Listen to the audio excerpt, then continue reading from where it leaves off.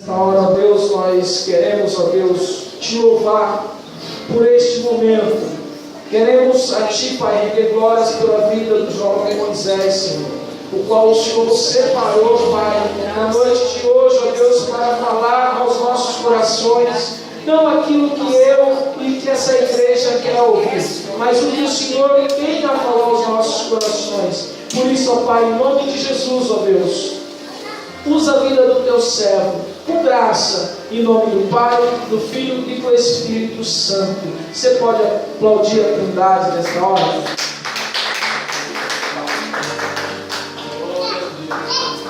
Glória a Deus. Eu saúdo a todos presentes na paz do Senhor Jesus. Amém. Quero agradecer a Deus por essa oportunidade única e ímpar. Por mais uma vez o Senhor me usar para expressar a palavra. Estou aqui debaixo da bênção do pastor Josinaldo, nosso pastor presidente. Agradeço aos pastores aqui presentes pela confiança. Eu lhe agradeço pela sua presença. Estou acompanhado da minha noiva Bruna e do meu grande amigo Fernando.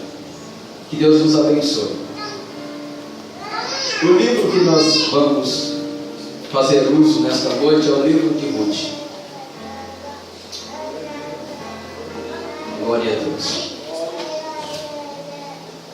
Livro de Ruth.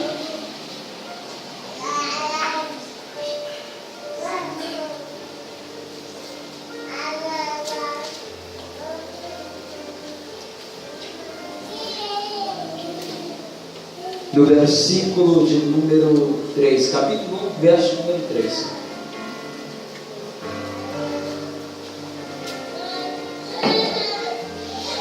Que diz assim: E morreu Elimeleque, marido de Noemi, e ficou ela com seus 2 filhos,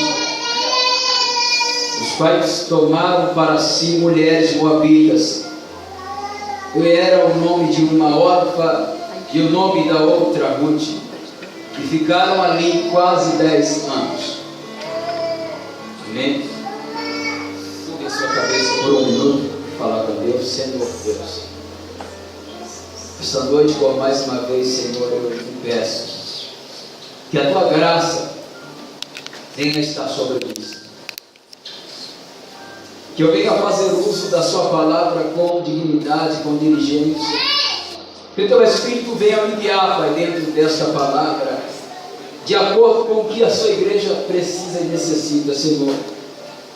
Menos de mim, mais de ti neste momento, Senhor. Que eu venha me esvaziar de toda a sabedoria humana, de toda a inteligência humana. E que eu venha, meu Deus, neste momento, ser somente uma pena na mão de uma escriba. Que eu venha ser o canal desta noite. Que o Senhor venha falar, Pai, conosco, em nome de Jesus Cristo. Amém. Tome seu assento. Eu peço a sua atenção neste momento, porque por trás desta história tem algo interessante que Deus quer falar com algumas pessoas aqui. E eu peço a sua atenção porque é um livro de 4 capítulos, a qual vai começar com algumas perdas. É um livro a qual vai trazer grande tristeza no seu começo. Ele vai trazer luto e vai trazer até mesmo a morte. Mas é um livro que fala de amor, mas começa com a morte. É um livro que há nele uma grande amizade, há nele uma grande ternura. Mas é um livro que também há muita dor, há muitas lágrimas. E começa assim no capítulo 1. E sucedeu que nos dias em que o juiz julgava, houve uma fome na terra, pelo que um homem de Belém de Judá saiu a peregrinar nos campos de Moabe, ele, a sua mulher e seus 2 filhos. E era o nome desse homem Elimeleque, e o nome de sua mulher Noemi, e o nome de seus 2 filhos Malo e Quim, efrateus de Belém de Judá. E vieram aos campos de Moabe e ficaram ali. Deixa eu aplicar esses dois versículos. A Bíblia vai dizer que há uma fome em Belém. Em Belém, no original, é casa do pão. A Bíblia vai dizer que na casa do pão houve falta de pão. A Bíblia vai dizer que a nação vinha num período complicado, no período do juízo, a qual não havia equilíbrio. O povo estava oscilando. Uma hora adorava a Deus, outra hora adorava a deuses pagãos. Não havia uma liderança. Então o povo oscilava muito. E devido a esta oscilação, a Bíblia vai dizer que Deus punia o povo através da fome e através de nações vizinhas que atacavam Israel. O povo plantava, mas não colhia. O povo passava por dificuldade e escassez devido aos seus próprios pecados. E diz que essa situação triste, amarga, também chegou em Belém. E nós sabemos que na hora que chegou a aflição em Belém, a intenção de Elimeleque foi logo sair do meio da aflição e migrar para Moabe. Elimeleque, ele não teve outra opção, porque chegou a fome. E quando a fome chega na casa, na cidade, quando a fome chega sobre uma pessoa, nós tomamos alguma atitude. E a atitude de Elimeleque foi pegar a sua família, pegar a sua mulher Noemi, pegar os seus 2 filhos e migrar para Moabe. Mas em momento algum você vai ler no texto que Elimeleque pediu a permissão de Deus para migrar para Moabe. Em nenhum momento você vai perceber no texto que ele consultou ou perguntou a Deus se deveria sair de Belém para ir a Moabe. Ele simplesmente, no desespero, por causa da fome, ele toma uma atitude isolada. A Bíblia diz que Elimeleque desce a Moabe com a sua família. Eu quero aplicar a igreja para que vocês venham entender que ainda que nós passamos por algumas dificuldades, ainda que nós enfrentamos aflições nessa vida, jamais devemos tomar precipitações sobre a nossa vida, decisões precipitadas. Ainda que venha a escassez, ainda que venha a luta espiritual, ainda que venha o confronto físico, ainda que venha a fome tanto espiritual como carnal, não devemos em momento algum sair da presença da onde Deus nos posicionou, nos colocou. Ainda que pareça que a situação não vai mudar, ainda que pareça que a situação é desesperadora, ainda que pareça que não vai dar fruto, que não vai migrar, que a terra não é fecunda, ainda que venha críticas, ainda que alguém olhe para você e diga desista, pare, o Senhor está dizendo não saia, não se precipite, não saia fora da direção, vá consultar a Deus antes de tomar qualquer decisão da sua vida. É necessário que nós devemos consultar ao Senhor. A Bíblia diz que Elimeleque, ele não enfrentou a fome. A Bíblia diz que ele não confrontou a situação. Ele resolveu fugir para Moabe, sair para Moabe, porque em Moabe estava melhor, porque em Moabe estava plantando e estava colhendo. Lá em Moabe tinha ouro, tinha prata, tinha comida em abundância. Mas em Belém, a casa do pão, as prateleiras estavam vazias. Em Belém, a casa do pão, não havia mais pão, não havia mais suprimento. Então ele resolve sair de Belém para ir a Moabe. Conjectura minha, Belém, a casa do pão, é a casa de Deus. Belém é a casa do Senhor. Você veio aqui porque você tem fome de pão. Uma quarta-feira como essa você deixou a tua casa. Eu sei que já é tarde, você tem os seus afazeres, talvez vai até trabalhar amanhã, mas você disse, eu vou lá na casa do pão porque eu tenho fome de pão. Glória a Deus. Eu preciso ouvir uma palavra para edificar a minha alma. Eu preciso de uma resposta. A minha alma tem sede. E a única coisa que mata a fome de um crente, de uma pessoa necessitada, é a palavra de Deus. Porque diabo diz: transforma essas pedras em pães. E ele diz: nem só de pão viverá o homem, mas de toda palavra que sai da boca de Deus. Você entrou aqui com fome, você entrou aqui necessitado, você entrou aqui precisando de uma palavra para confortar a sua alma, você entrou aqui no meio de tanta perda, de tanta tribulação, você está até pensando: vou migrar para Moab, vou sair da presença. Você está até pensando: vou desanimar, não vou mais no culto, não vou mais à igreja. Não saia de Belém, porque Deus ainda tem providência em Belém. Eu creio, assim, eu creio, Deus. Ele é que vai. Leva a sua família. Uma vez que ele é o cabeça da família, ele sai, a família tem que ir com ele. Leva Noemi, que no original é agraciada. Leva os 2 filhos, Malom e Quilion, e desce para Moab. E diz a Bíblia que quando eles chegaram em Moab, a expectativa é nova.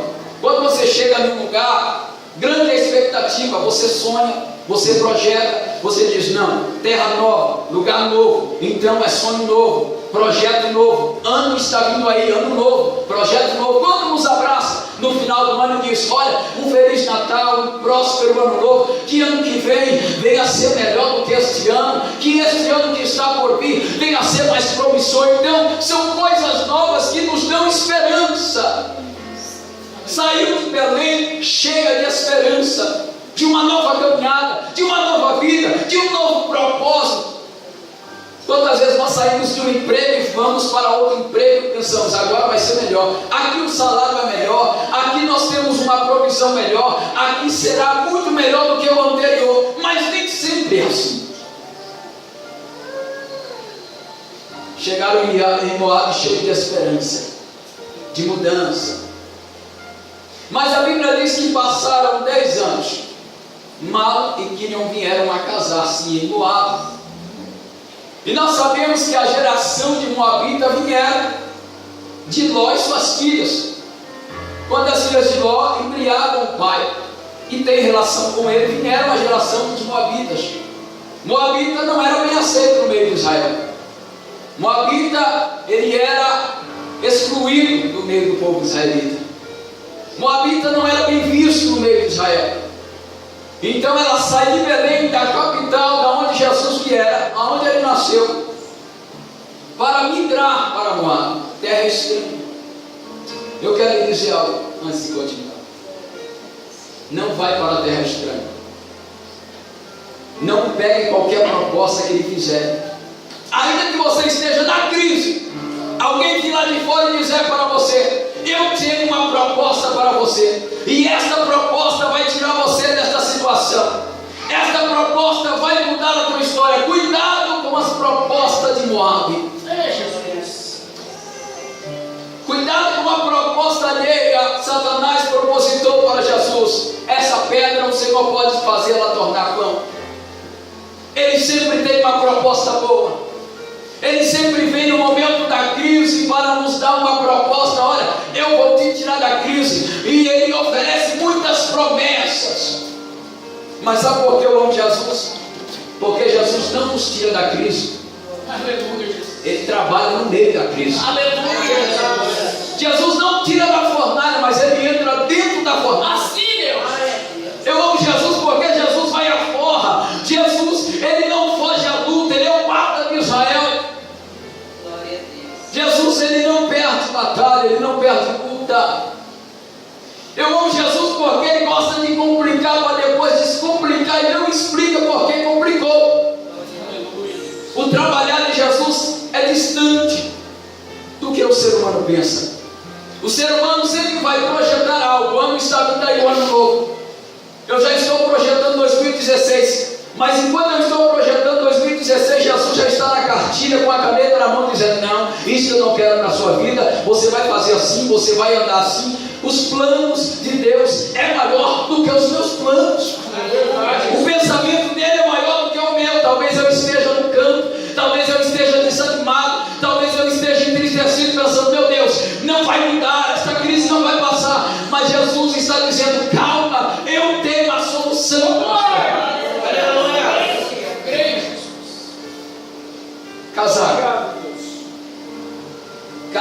em Moabe, com duas moabitas, Ruth e Orfa.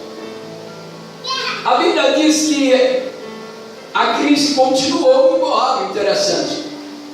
Saíram de Belém por causa da fome, mas em Belém tinha fome, mas a família estava completa.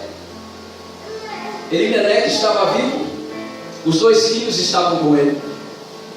Mas diz a Bíblia que quando chegou em Moabe, a fome foi evitada, mas a doença não. A Bíblia diz que Elimeleque vem a adoecer em Moabe, e ele vem a falecer. A Bíblia diz que passado um tempo da primeira perda de Noemi, já perdeu o marido, estava em luto, estava viúva. Passado um tempo, ela vai perder os 2 filhos. E ela perde os 2 filhos por causa da doença, e a morte vem a os levar. Se você parar para perceber essa história, no começo nós só temos perda.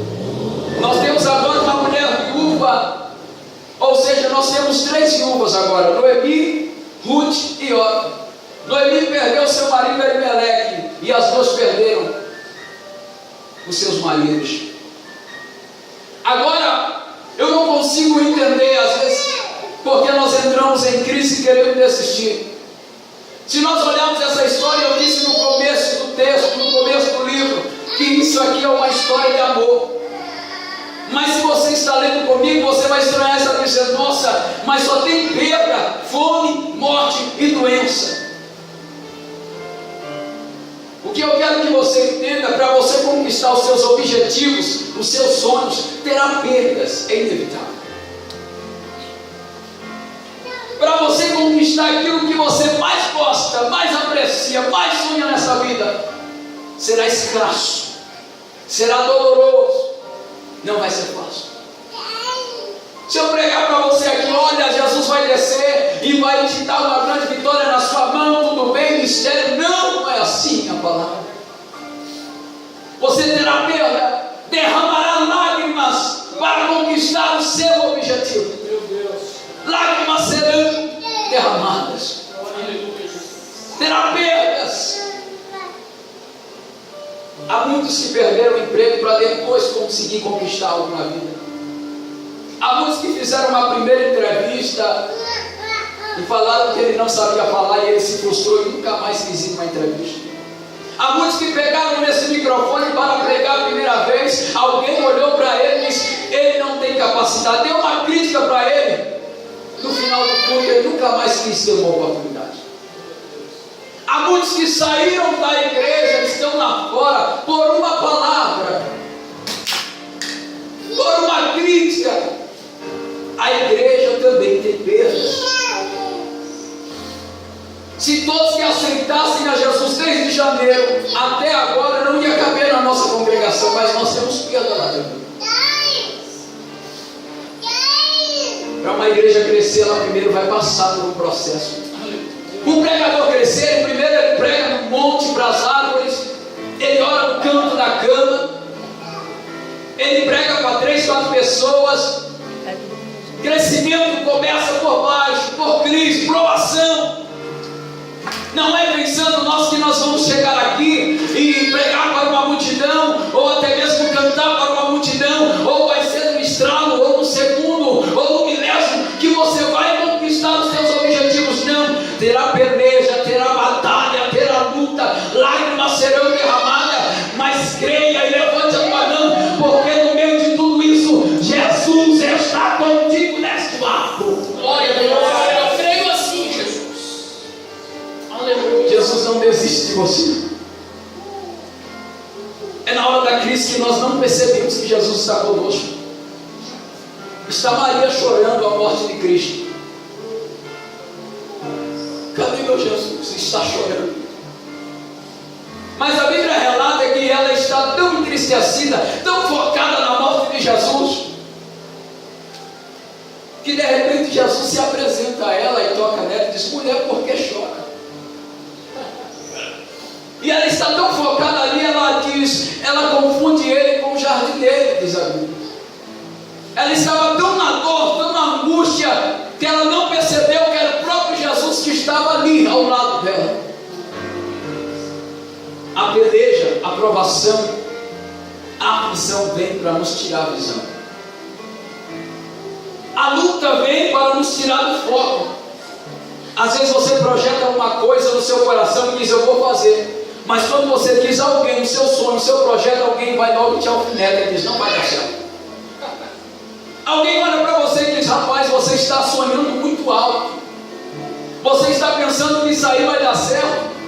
Não vai dar certo não. E se você não tiver estrutura, não tiver personalidade, você não vai fazer.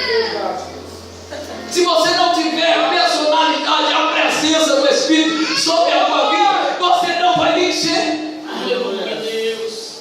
Cresça com críticas. Aleluia. Não abaixe a cabeça com críticas. Aleluia. Não desanime com críticas. Cresça na crítica. Não está bom, vou melhorar. Não quero assim, vou fazer de novo. Glória a Deus. Está pequeno, vai ficar grande. Tem pouco, vai aumentar. Mandou É dessa forma. creia, acredite nos seus objetivos. Foi para Moab porque quis fugir da crise.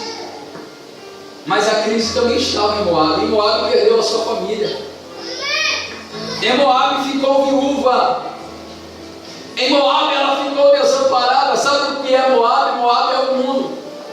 Quando você está dentro da igreja, as pessoas olham para você, ao seu rosto, e logo começam a te julgar, dizendo, olha, para de ir para a igreja porque eu não estou vendo o resultado. Alguém olha para você e diz, que adianta você estar quarta, estar sábado, estar domingo no culto, e eu não estou vendo solução, você só chora, você sempre está na crise. Estar na crise é bênção. Estar na crise é bênção. Não me tenha por tolo por estar falando isso, é bênção estar na crise. Porque toda crise tem um propósito. O crente que não passa crise, que não passa por crítica, que não passa por humilhação, alguma coisa tem de errado. Mas toda vez que a crise está batendo na sua porta, quer dizer que tem um propósito por trás disso aí. Deus está te lapidando. Deus está te treinando em escola, que Deus sempre foi deserto. Jesus é impelido pelo Espírito ao deserto. João Batista pregava primeiro no deserto. O povo de Israel, 40 anos no deserto, meu Deus, precisa de ser lapidado. Quando a crise chegar, não abaixe a cabeça. É natural, porque nós somos seres humanos. Mas como um ator de filme ou de novela acredita no seu papel, que é uma mentira, eu acredito nessa verdade. Ô, glória! Aleluia.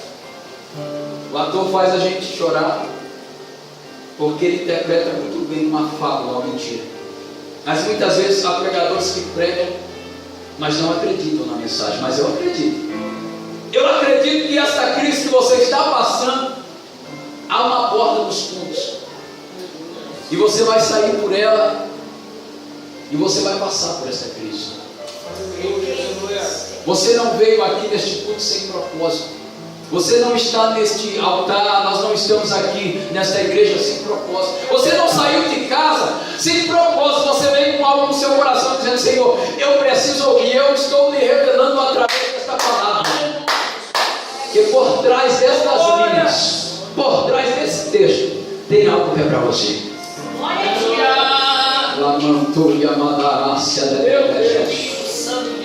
O Senhor te selecionou para estar aqui nessas poucas pessoas. Deus te selecionou para você estar aqui. Deus te trouxe, te impeliu para você ouvir essa mensagem. Ei, esta tempestade que não lembra dos discípulos. Jesus vai ao monte orar, os discípulos ficam no vale. A Bíblia diz que aumenta a tempestade, o vento sopra forte, e os discípulos eles sentem a ausência de Jesus. Eles dizem, agora estamos sem Jesus no meio da tempestade. E olha que eles eram pescadores experimentados, a maioria pescadores.